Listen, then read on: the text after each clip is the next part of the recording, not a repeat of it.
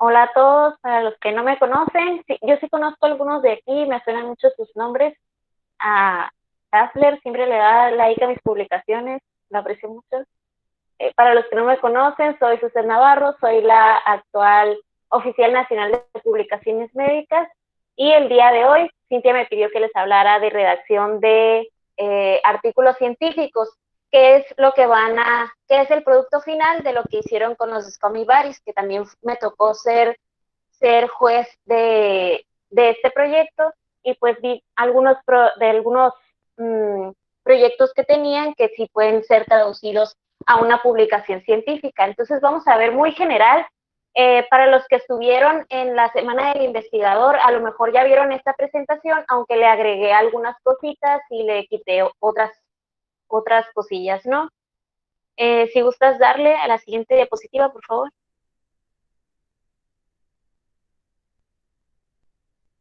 Ok, bueno, ¿qué es un artículo científico? ¿Qué lo diferencia de un artículo de divulgación o de un artículo periodístico? El artículo científico es un informe que describe resultados originales de un trabajo de investigación científica. Aquí estamos hablando de un artículo original que a lo que me contó Cintia es lo que ustedes van a hacer. Un artículo científico es un escrito organizado para satisfacer los requisitos exigidos de una publicación válida. Siguiente. Entonces, ¿por qué publicar un artículo científico? Siempre les pongo esta diapositiva al final, pero hoy quise empezar con esto, porque ya sabemos un poquito, pero hay que recordarlo. Pues la publicación de un artículo científico contribuye al desarrollo de la sociedad y a que otros investigadores acorten sus tiempos de investigación. Básicamente nos ayuda es como una cadena. La investigación científica y las publicaciones es una cadena. Tú vas ayudando a otros investigadores para que ellos puedan realizar sus investigaciones también. Y todo va a contribuir al desarrollo de la sociedad. También crea evidencia para que nos sirva como background de iniciativas de leyes, nos ayuda a nosotros para el currículum como estudiantes de medicina, también nos ayuda a resolver problemas que tenemos en México. Y pues el científico no se hace célebre por hacer un descubrimiento, sino que se hace célebre al divulgar en el menor tiempo posible y de una forma adecuada en una revista científica. Siguiente. En el menor tiempo lo digo porque si lo publican dentro de 5 años, tal vez la información que tienen ustedes ahorita ya no es relevante en 5 años. Ahora, los tipos de artículos. Bueno, los tipos de artículos científicos ya los conocen, los hemos visto en las clases de metodología de la investigación. Los que están de revisión por pares son los artículos originales, los artículos de revisión, las comunicaciones breves, reporte de caso. La revisión por comité editorial son las editoriales, las reseñas y las cartas al editor. En esta presentación nos vamos a enfocar a los artículos originales. Los siguientes, los que están en el formato de INRID, que es lo que todos conocemos o lo que más o menos nos enseñan. Siguiente, diapositiva. Ok, el camino a una publicación exitosa. Bueno, no aparecen las flechitas. Ok, ya. Bueno, eh, para una publicación exitosa no tenemos que escribir el artículo y ya por arte de magia va a estar todo bien hecho, ¿no? Primero hay que prepararnos. ¿Y cómo nos vamos a preparar? Hay que leer. Eso es como un paso un hábito que tenemos que tener siempre. Leer conscientemente artículos científicos, porque eso nos va a servir para ustedes pueden ir organizándose en carpetas más o menos de esto lo voy a poner, esto me sirve para ponerlo en la introducción, esto también me puede servir para la discusión, etcétera. Y la selección de una revista científica. Esto lo tienen que hacer al principio y no al final ya que tengan un producto, porque si no, ya que tengan su artículo científico ya escrito y no han escogido una revista, van a volver a escribir el artículo, o sea, va a ser como doble chamba, ¿no? Ese es el primer paso, porque ustedes tienen que ver en la revista los lectores blanco y el alcance de la revista, el tipo de estudio que ustedes están haciendo, si checa con los tipos de estudios que acepta esa revista, la longitud, la frecuencia de publicación, con qué velocidad los publican, la reputación de la revista, el modelo de publicación, los criterios de aceptación, las métricas de esa revista, que hace poco tuvimos una reunión también de métricas. Si gustan verla también, pues pueden ir al YouTube de Comp y ahí van a encontrar más o menos para que aprendan un poquito cuáles son las métricas y cómo pueden observarlas cuando ustedes entren a la página de una revista. ¿Y cómo vamos a ver toda esa información?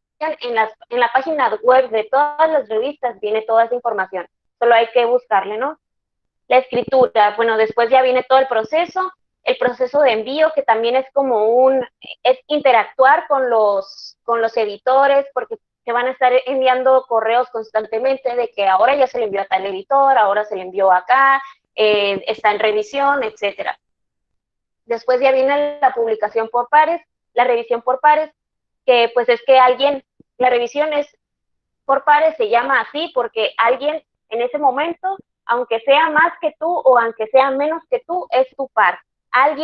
Por ejemplo, si tú le estás revisando, eres editor de una revista y le estás revisando un artículo a Fauci, el autor de el Harrison, en ese momento es tu par. Él está teniendo la humildad suficiente para mandar ese artículo a esa revista y que tú te conviertas en su par. Entonces eso es como lo bonito y lo romántico de la revisión por pares. Y después viene la publicación exitosa. Siguiente. Bueno, ahora viene la estructura del manuscrito INRID.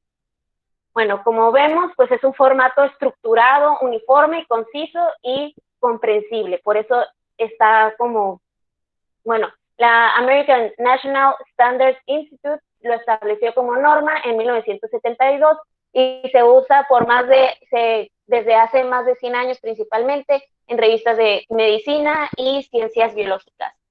¿Y qué significa INRID? INRID, pues como lo ven en la imagen, aunque se ve como muy chiquito, significa introducción, que aquí vamos a contestar qué se estudió, los materiales y métodos, cómo y con qué se hizo, los resultados, qué se encontró y la discusión, qué significan esos resultados. También va a haber como algunas cositas entre medio que ahorita vamos a ver.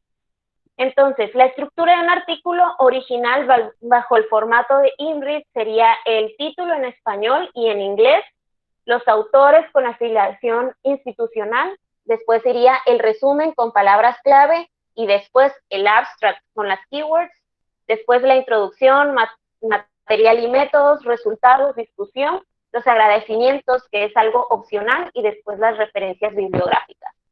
Siguiente.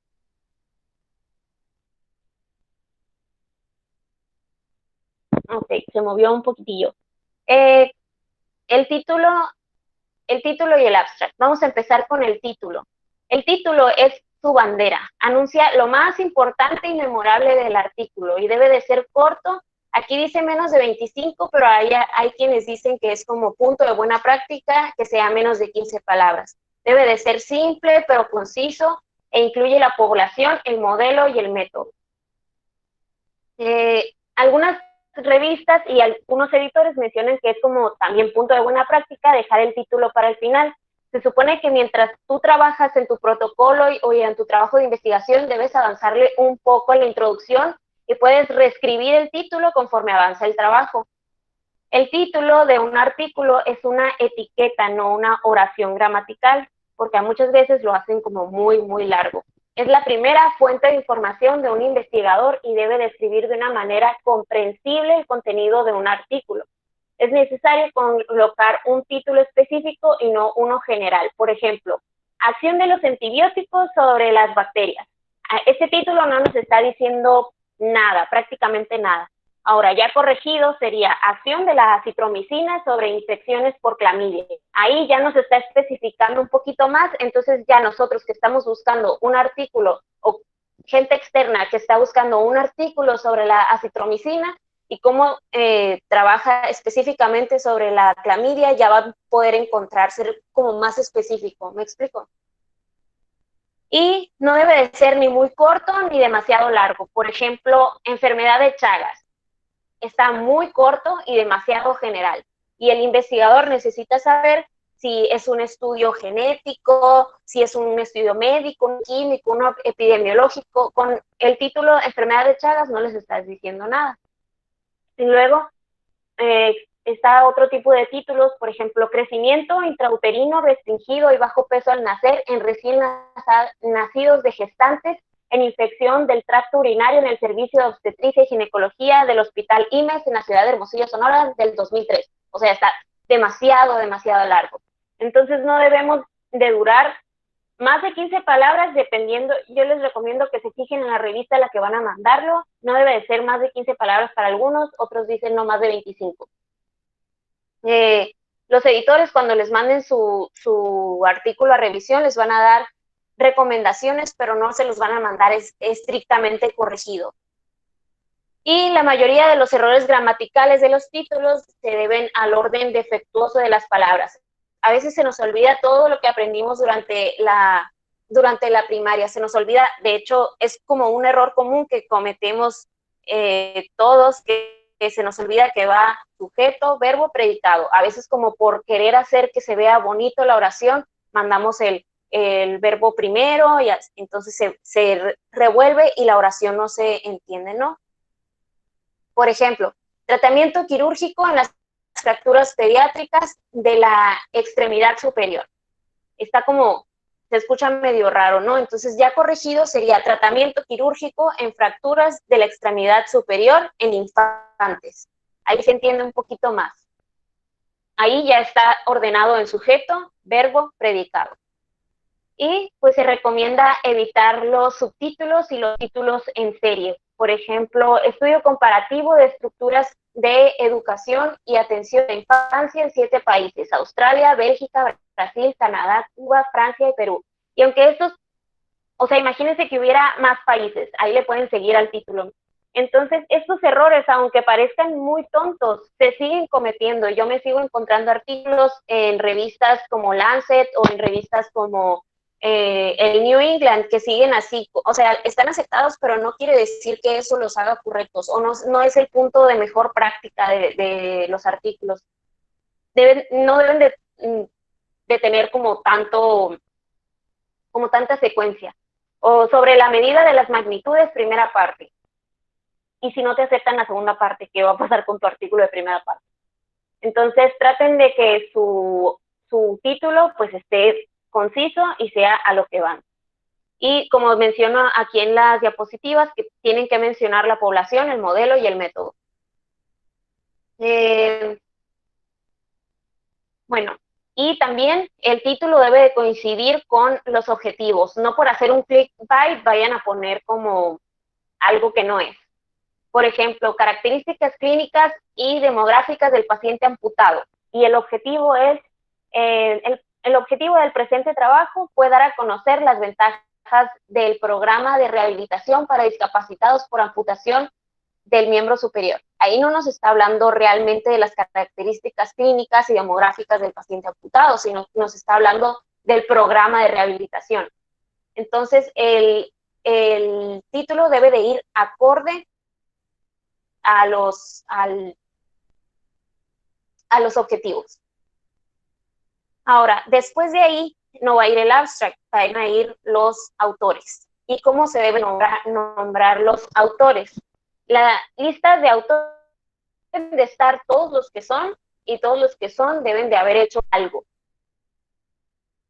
Deben de incluir a aquellos y solo aquellos que contribuyan, que hayan contribuido realmente a la concepción general y la ejecución de los experimentos.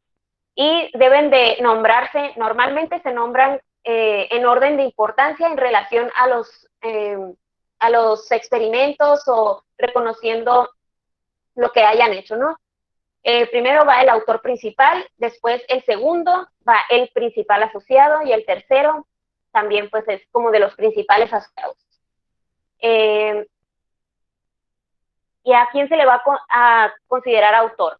Esto es muy importante saberlo. ¿Quién puede ir en el artículo? No van a ir todos los que hicieron su actividad, no pueden ir todos sus miembros activos. Van a ir los que su contribución haya sido esencial, que hayan contribuido a la concepción del artículo, al diseño del estudio, a la adquisición de datos, al análisis, a la interpretación de esos, pero no van a ir todos los que aplicaron el método. Imagínense, iban a ser como, ¿cuántos miembros tienen por cada LOME? Unos 15. Entonces, imagínense que se unen 4 LOMES para escribir un artículo, iban a ser demasiados autores, ¿no? Y a lo mejor la chamba se le iban a echar solo los 4 LOMES. Y ok, también pueden ir aquellos que hayan dado una aprobación final de la versión que será publicada, a lo mejor tenían ustedes un asesor o que haya hecho un aporte importante al contenido intelectual.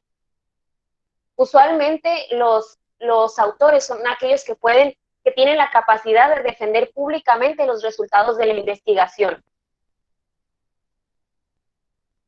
Siguiente. No, el abstract. El resumen es una representación breve del contenido del documento. Ahí les puse un conito invertido porque se supone que va desde lo más general hasta lo más específico. Debe de ser, dependiendo de la revista, algunos duran 200 palabras, algunos 250, y debe de ir desde lo más general hasta lo más específico. El contexto, problema, objetivo, métodos, resultados, conclusión, y después ya van las palabras clave. Bueno, el abstract es como facilita la diseminación del producto de su investigación científica y usualmente es probablemente lo único que van a leer de su artículo antes de desecharlo o de aceptarlo para leer completo. Entonces el abstract tiene que estar muy, muy bien pensado. Debe de ser solo un párrafo y debe de contener los objetivos, métodos, resultados y conclusiones, y debe de definir claramente de lo que el artículo trata. Es también una carta de presentación y tienen que, aunque su investigación haya sido muy compleja y quieran ponerlo todo lo que hicieron, deben de poner lo más importante ahí. Y pues también, por ejemplo, va a haber algunas intrigas, pero eso es normal. Por ejemplo, si ya tienen los resultados, van a sacar de que, sí, en general, esos fueron nuestros números, pero tal vez ahí en esos números que van a dar no los van a estar dividiendo por sexo o por edad. Eso ustedes lo van a poner, si a la persona le interesó el número que ustedes pusieron en el abstract, la persona se va a ir a los resultados para leer las tablas y los gráficos de cuáles fueron los resultados según el sexo y la edad. Y pues en el abstract no pueden poner bibliografías ni citar tablas o imágenes que estén dentro del artículo. El abstract es como tiene que estar separado y existir por sí mismo, ¿no? Siguiente. La introducción también es un cono invertido porque va desde la información global, el estado actual en el campo o disciplina, después ustedes van a poner el problema, tienen que poner después, explicar la importancia de encontrar la solución y su objetivo específico. Y también deben de justificar la necesidad de su estudio. Y pues aquí la introducción contesta la pregunta, ¿qué problema se estudió? Aquí van a exponer la naturaleza y el alcance del problema investigado, tienen que revisar las publicaciones pertinentes para orientar al lector y en este pedazo tienen que orientarlo, como ubicarlo en el contexto que está pasando su artículo. Indicar también el método de investigación, mencionar los principales resultados de la investigación y expresar sus conclusiones principales. Esto está como medio marciano. Pero, o sea, grábense estos puntos que puse en la diapositiva, de que tienen que poner desde la información global hasta lo más específico. Pueden empezar, por ejemplo, nunca vayan a empezar una oración con números, pero pueden empezar como en México, en bla, bla, bla, bla, bla, año, nos encontramos con tal y tal cifra, entonces ya esto estarían ubicando lo más general y después ya se van a Sonora, a su población hermosillense, que sus hábitos eran así, así, así. Siguiente. Si alguien me gusta interrumpir o algo, si estoy hablando muy rápido, ustedes me dicen. Ahora, sigue la parte de los métodos. Es cómo se estudió el problema. ¿Qué o quién fue estudiado? Aquí van a justificar el diseño, la selección, el número de muestra, los materiales, instrumentos, artículos, qué se hizo, el proceso, tratamiento, controles, variables, condiciones médicas, réplicas y cómo analizaron su evidencia. Conversión, test estadístico, software, material suplementario. A mí me gusta mucho cuando ponen, es ya cuestión de gustos, pero también es cuestión de a qué revista lo dirigen. Hay revistas que lo ponen solo como un párrafo completo, hay otros que les gusta dividido. Entonces, a mí me gusta mucho cuando está dividido y que al principio te relatan quién fue la población, por qué la eligieron, cuáles eran los métodos. Aquí tienes que relatar todo lo que usaste, hasta las marcas, si fue todo lo que usaste, si usaste un baumanómetro Omron, todo lo tienes que poner ahí. Y después ya pones tus métodos estadísticos, cómo analizaste la evidencia. Y hay que especificar todo lo técnico, las cantidades exactas, si fue algo que hicieron en laboratorio, pues de dónde provino, la preparación del método, el método de preparación que diga, y a veces, pues si ya se van a algo como más químico, si ya es algo más bioquímico, sería como enumerar propiedades químicas, físicas, y pues también otro orden que pueden poner sería ordenarlo como en orden cronológico de cómo hicieron las cosas. O lo pueden dividir, como los digo, ¿no? De que primero la población, etc. ¿Qué más? ¿Qué más de los métodos? Ok, esto es súper importante. Debe de ser importante, debe de ser, como les puse en la diapositiva, claro para los lectores y algo replicable. Si cuando alguien lee los métodos y lo lee de tal manera que él dice como que esto es factible, esto es replicable, quiere decir que los métodos, los materiales y métodos están bien escritos. Y pues ya. Los materiales y métodos es como una receta de cocina, hay que detallar todos los insumos, el equipo, todo lo que usaron. Si usaron un estadímetro, si usaron Google Forms, ahorita que creo que todas sus actividades fueron virtuales, entonces si usaron Google Forms, cómo decidieron medir lo que hayan medido, etcétera. Siguiente. Ahora la sección de resultados. Aquí tienen que decir cuáles fueron los principales hallazgos. Aquí tienen de hacer una descripción amplia de los experimentos o de lo que hicieron, ofreciendo un panorama general, pero no van a repetir detalles que hayan ya descrito en los materiales y métodos. Siempre ustedes se van a ir como guiando, tiene que ir todo ser como un hilo el artículo. Y luego van a presentar los datos. Y debe de redactarse en pretérito. O sea, todo lo que hicieron, ¿no? O sea, todo lo que encontraron, más bien.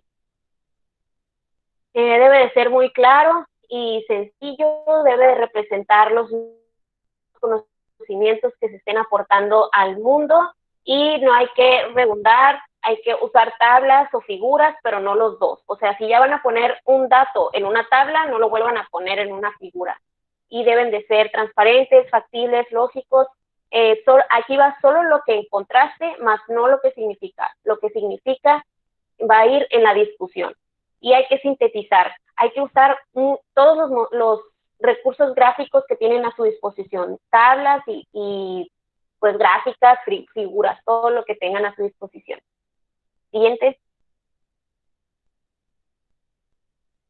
Y luego ya sigue la discusión. Aquí va a ser al revés, va a ser un cono ya parado, no invertido. Y muestra el valor de tu estudio al campo. Da un resumen de tus resultados y luego le da el significado y el contexto. También aquí van a ver similitudes y diferencias, van a ver los resultados negativos e inesperados, explicaciones e interpretaciones alternativas, limitaciones y fortalezas, importancia, futuras investigaciones y al final la conclusión, que no viene en el formato INRI, pero algunas revistas ponen las... en algunas revistas ponen separado la conclusión. Son las implicaciones para la teoría No práctica o la política. No está conmigo. Los micrófonos, por favor.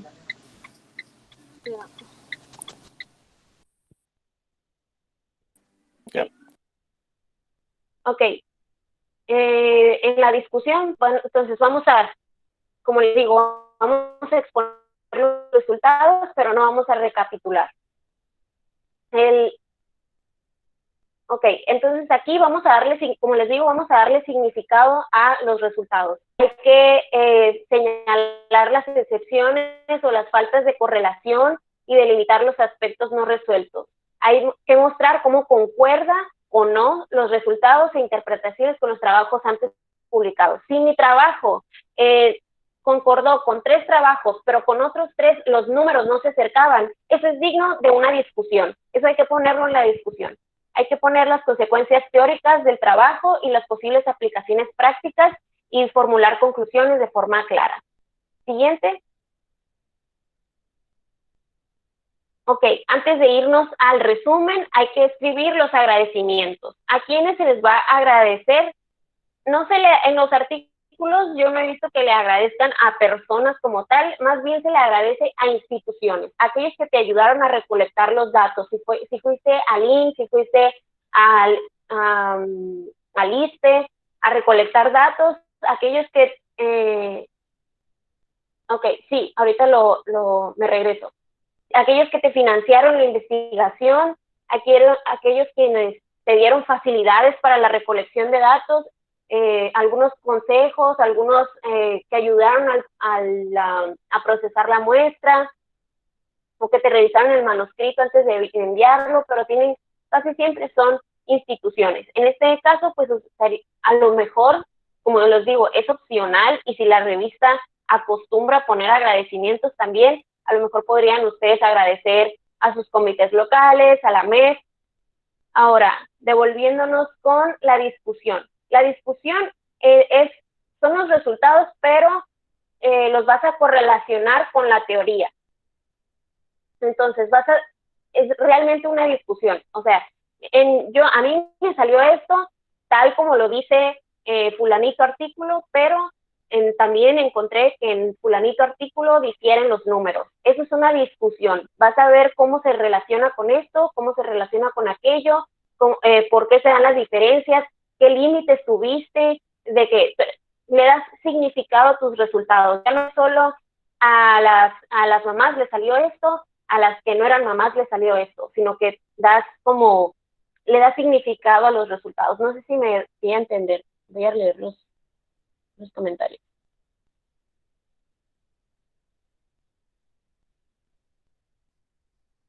Ok, los agradecimientos van al final, después de la discusión y de las conclusiones. Y luego, bueno, respecto a las figuras y tablas, porque eso es un recurso muy importante que van a utilizar, también tienen como su propio formato. Deben de enumerarlas todas. Las tablas se llaman tablas, las figuras, que son las imágenes, se llaman figuras. Es tabla 1, tabla 2, tabla 3, figura 1, figura 2, figura 3. Deben de tener también un formato, el formato que les pida la revista. Debe de ser legible, sin un rayado interno, y usen un color que contraste con el fondo. Hay que evitar mayúsculas y negritas dentro de la tabla. Las notas deben de estar explicativas. Siempre poner la fuente al pie de la tabla o de la figura. hay que siempre identificar las unidades y las escalas de las tablas. Hay que facilitar, las tablas y los gráficos están hechos para facilitar la comprensión de los datos, para que no tengan que leer todo, para darse una idea de cuáles fueron tus resultados. Igual, en los resultados vas a tener que decir todo lo que encontraste, pero al lector le estás dando una manera, le estás facilitando la comprensión de los datos con las tablas y los gráficos. Y pues las tablas te clarifican, te simplifican, enfatizan y sintetizan la información. Y deben de tener siempre un título. Ahora, ya con las referencias van en el orden en el que se va nombrando. Hace poco que revisé unos trabajos, me pasó que me encontré, por ejemplo, que citaban, era su primera cita y citaban 1, 5. Es algo bien sencillo, pero a veces se nos va la onda. Tienen que ir en orden. Si citaste primero a Eric, Eric es el 1. Entonces abajo va a ir el 1 y vas a poner el 1. Y después si citaste luego a Cintia, Cintia es el 2 y va luego Cintia acá. Pero luego ya vas 1, 2, 3, 4, 5 y el quinto que citaste es Elliot. Entonces, Elliot va en el 5, pero también citaste a Cintia, entonces va 3,5. Pero no te vas a saltear, ¿me explico? Alguien dígame si me expliqué con esto de los números. Porque es algo bien sencillo, pero siempre pasa que se equivoca con la enumeración. Ok, ya. Entonces, pues en las ciencias biomédicas, como ustedes saben, siempre usamos estilo Vancouver, pero también depende de la revista. Si lo van a mandar en una revista de psicología, ellos usan APA. Y pues siempre se da un margen. ¿Cómo se llama el margen que se da? No recuerdo. Siguiente, Eric. Para las... ok. Entonces, estos son unos consejitos de por dónde empezar a mejorar la escritura científica. Ustedes ya hicieron sus actividades, ya hicieron todo lo de Stomy Baris. Entonces hay que organizar el contenido, los resultados y el mensaje que quieren dar. Hagan su INRAD o INRID borrador. La A sería, si lo dicen en inglés, y la I en español. Y pidan retroalimentación. Ya que tengan su borrador, enséñenselo a alguien fuera de la MEF para ver si lo entiende, porque muchas veces nosotros en la MEF hablamos otro idioma, tenemos muchas abreviaturas, muchas cosas que solo en AMEF entendemos, o solo en INSA, en IFMSA entendemos. Entonces, denle su manuscrito a alguien externo a la IFMSA, incluso si se lo quieren dar a alguien externo de las ciencias de la salud. Casi siempre en AMEF trabajamos con cosas de salud pública que son más o menos entendibles para alguien fuera del ámbito de la salud.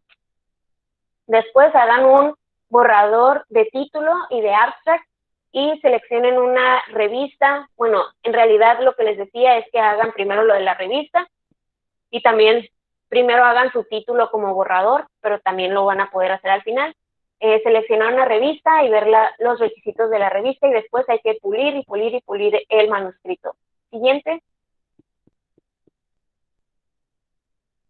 Entonces, las recomendaciones es que en el borrador sigan la siguiente estructura. Primero el título, abstract. Métodos, esto es como una recomendación no mía, de alguien más que lo hizo, pero que le resultó. Y también me parece lógico. O sea, yo creo que yo también seguiría este método. No es cierto. Título, abstract, método, selección de la revista, los resultados, discusiones, introducción guiada y vuelvan al título y al abstract. Yo les recomendaría que primero chequen la revista antes de empezar a escribir lo que sea. Y ya después se vayan a escribir todo lo demás. Siguiente. Ahora les voy a dar mis consejos. Son consejos muy peculiares, pero como estamos con poquitas personas, solo son hombres, se los voy a dar. Ese es mi primer consejo. Yo lo relaciono mucho con Naruto. Hagan de cuenta que en Naruto hay dos personajes. Yo en la parte en la que voy, uno se llama Sasuke y el otro se llama Kakashi, y tienen en su ojo, Sasuke tiene los dos ojos y Kakashi en un ojo tienen el Sharingan. El Sharingan es el ojo que copia. Con ese ojo pueden copiar todos los movimientos de los otros ninjas y el que lo tiene puede hacerlos y a veces hasta anticiparlos. Entonces, más o menos ese es como el método que utilizo al momento de escribir. Hay que aprendan como a copiar estilos y palabras de aquí a allá, y después les va a fluir solo, pero empiecen copiando. Para escribir, el mejor método es empezar copiando, como, mira, aquí usaron esta palabra en inglés, porque también escribir en inglés es muy, muy difícil. Entonces, aquí usaron tal palabra en inglés, entonces yo la voy a usar así y así. Pero sepan copiar, no caigan en el plagio. Hay que parafrasear todo. Y pues es bueno copiar palabras, estilos de escritura, formato, todo va a depender de la revista a la que vayan. Y gracias. Y bueno, otra cosa es que no es necesario saberlo todo de metodología de la investigación. Créanme que ningún long les va a saber de memoria todo lo de metodología de la investigación, pero lo que yo les enseño más o menos es dónde buscar la información que necesitan. Tengan siempre sus libros de consulta, sus artículos. Bueno, vas a poder ver bueno, ahorita les explico. Lo de Naruto les decía, es que sepan copiar ustedes estilos. Lean mucho, tienen que leer mucho para decir, esto me gusta. Con este formato me gustó como lo hizo, entonces yo más o menos así quiero redactar mis métodos. Entonces, ustedes van a poder redactarlo y va a fluir todo. La otra cosa que les decía es que no es necesario saberlo todo de metodología de la investigación, pero es necesario saber dónde buscar y siempre tengan sus libros de consulta, sus artículos y las páginas base donde puedan buscar checklists de los diferentes tipos de artículos. Si después de esto les gustó escribir y ya dicen, ¿sabes qué? Ya quiero irme por otra cosa que no sea un artículo original porque no tengo tiempo de levantar datos, entonces voy a hacer una revisión sistemática. Y quieren hacer una revisión, también es importante saber dónde buscar los checklists. Les recomiendo que entren a una página que se llama The Twitter Network y pueden ahí encontrar muchos checklists. Hay que leer, otra referencia que les traía es de Mozart in the Jungle. No sé si alguien ya vio esa serie. Es de un maestro de orquesta. Entonces al protagonista le gustaba mucho tocar el violín y quería perfeccionarse, y para hacerlo tocaba todos los días y había veces hasta que le sangraban los dedos y él seguía tocando aunque tuviera sangre en los dedos. Y ese tipo de historias, cuando la vi, me inspiró mucho. Entonces, si ustedes tienen algo que quieren perseguir y algo que los apasiona, pues denlo todo, toquen, en la serie dicen play with the blood. Entonces ustedes háganlo, lean hasta que puedan. O sea, tampoco se trata de matarse por algo, pero si quieren algo, si quieren escribir, persíganlo, busquen cómo, y ya, es todo lo que les quería decir. Organícense bien, no vayan a sangrar con los ojos o algo así, pero sí, organícense bien y persíganlo si es lo que ustedes quieren. Y ya, ahora sí estoy abierta a dudas. Igual si no les puedo contestar yo, también está Alejandro, que podemos contestar dudas.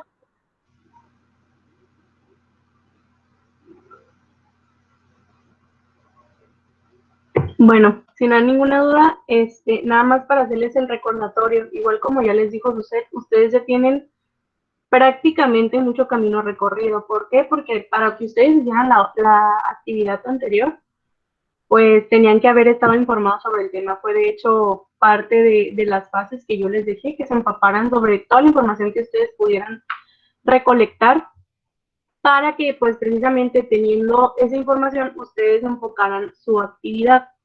Entonces es cuestión que vuelvan a revisar pues, toda esa información que ustedes ya vieron y se centren en la interpretación de sus resultados. Igual la presentación que nos trajo José está muy sencilla, se las voy a mandar para que la tengan mi guía. pero sean muy objetivos con los resultados que ustedes tuvieron, no quieran manipularlos, no quieran que les dé algo positivo, porque precisamente este es un ejercicio para que ustedes se den cuenta de si les falló su metodología, si a lo mejor les faltó inclusive el pedir autorización para datos, que es un punto muy importante y a veces se nos pasa, o no sé, a lo mejor si su metodología de evaluación estuvo bien, pero no sé, sus indicadores en un principio pues no estuvieron bien establecidos.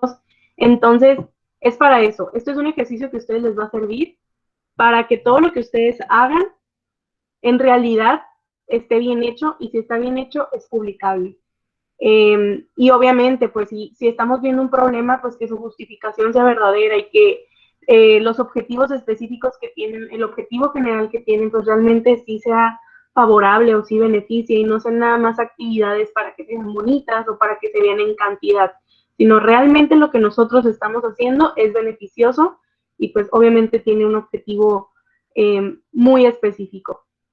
Es lo único que yo les pido, sean muy sinceros al momento de ver sus resultados. Realmente no se les va a evaluar si beneficiaron realmente al 100% a su población, o inclusive si su actividad fue sumamente necesaria. O sea, ustedes en sus conclusiones y en su análisis pueden decir, ¿saben qué?